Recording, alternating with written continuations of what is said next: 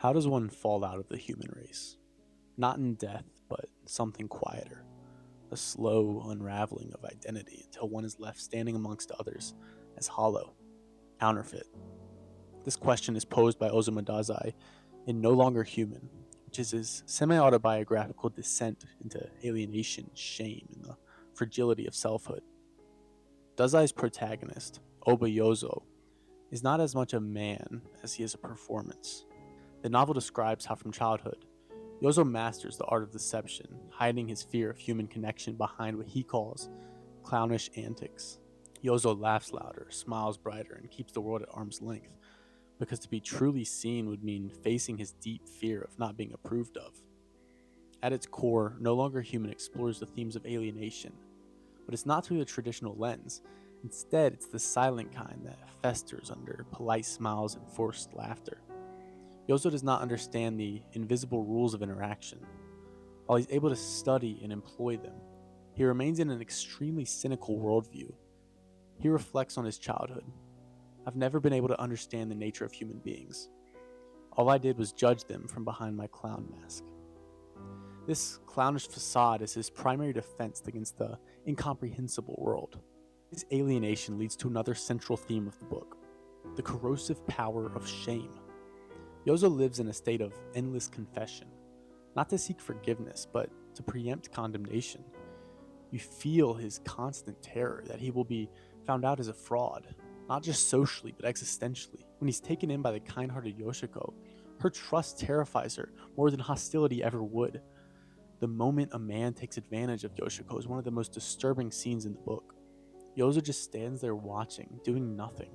His shame explodes into self-loathing, and he remarks, "From that moment on, I ceased to be human." But shame alone does not undo a person. Despair must follow. And Dazai paints despair with painful precision. Yozo's encounters with women, alcohol, and fleeting pleasures are not indulgences but survival mechanisms, temporary salves for an unmanned wound. His affair with Sunako, who's a barmaid that he attempts double suicide with, exemplifies this pattern. The attempt fails, Sunako dies, and Yozo lives with his despair only deepening. Reflecting, he writes, "The more I think about it, the more I recall that nothing can save me." Each failed relationship, each betrayal, each self-destructive act reinforces his beliefs that he's no longer human. Perhaps the most haunting theme is that of authenticity. If a person's entire existence is performative, if every smile, every word calculated to avoid a rejection, then what remains when the mask slips? Yozo's tragedy is not just that he feels inhuman, but that he cannot tell whether the act or the void beneath is more terrifying. He reflects, "I've kept myself alive only by pretending to be someone else."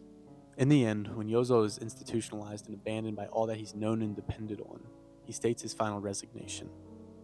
"I am convinced that I am no longer a human being."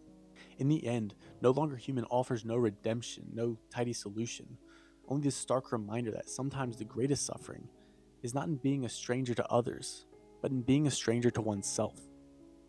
As Dazai leaves his final quote, it's not a declaration, but a question left unanswered for the reader to ask themselves. This is a very hard book to read. It's brutal, and it all takes place from Yozo's mental framework. Everything he thinks is extremely cynical. You're not supposed to feel empathy for him. He's portrayed as an awful person. However, a bit of him speaks to each of us. We've time and time again felt this cynical urge that maybe all I am doing is just for myself, to my benefit. However, the message you should take away from this book, it's a trap that you can easily fall into if you let yourself. And Yozo represents this. He accepts that he's just in this cynical world where he's out for himself. And because of this, he falls into these self-destructive tendencies. If you haven't already, I recommend reading the book for yourself. While it's a tough read, it's short and it's worth getting through. I'd really appreciate any subscriptions down below. And as always, thank you for daring to know. I'm Nathaniel Dillon, and I'll see you next time.